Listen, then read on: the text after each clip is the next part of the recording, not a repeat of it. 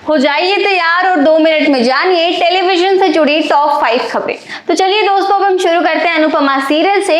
Anupama serial में फिलहाल हम देख रहे हैं कि शाह फैमिली पूरी जो है वो अब इंडिया वापस जा रही है अमेरिका छोड़कर, और हमारी अनुपमा मैडम यहाँ पर काफी ज्यादा इमोशनल हो गई हैं क्योंकि अब वो यहाँ पर अकेली हो जाएगी। अनुपमा के आने वाले एपिसोड में हम देखेंगे कि अनुपमा अपने नेक्स्ट राउंड के लिए कॉम्पिटिशन पर पहुंच चुकी है।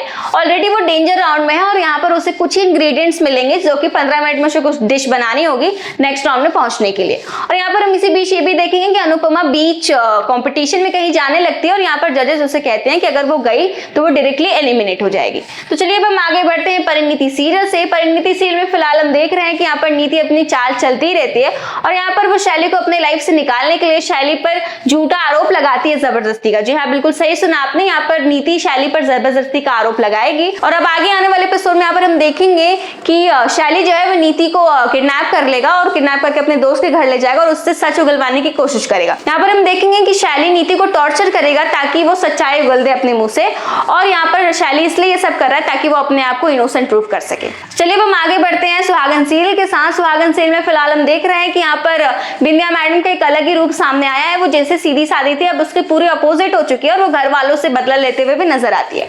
आगे आने वाले एपिसोड में हम यहाँ पर देखेंगे कि यहाँ क्रिश और सभी घर वाले मिलकर बिंदिया का श्राद्ध मना रहे होंगे, जबकि बिंदिया तो जो है वो जिंदा है। और आगे यहाँ पर हम ये भी देखेंगे कि बिंदिया अपने ही श्राद्ध में वहां पर पहुंच जाती है और घर वालों से अपना हिस्सा मांगती है प्रॉपर्टी में।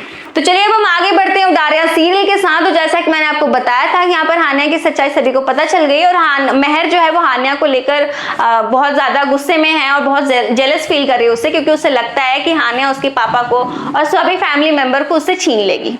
आने वाले एपिसोड में यहाँ पर हम देखेंगे कि महर ने हान्या के ऊपर हमला कर दिया टॉय से, और यहाँ पर जब ये बात आसमा और अरमान को पता चलती है तो वो हॉस्पिटल पहुंचते हैं और आसमा यहाँ पर संभाल रही होती है महर को, लेकिन महर उसे काट लेती है और गलती से आसमा से उसे धक्का लग जाता है। और यहाँ पर अरमान को लगता है कि आसमा ने महर को जानबूझकर धक्का दिया और वो उस पर झूठा आरोप लगाता है और कहता है कि भाई महर जो है वो बच्ची ही है, उससे गलती हो सकती है, लेकिन तुम्हें उसके साथ ऐसा बर्ताव नहीं करना चाहिए।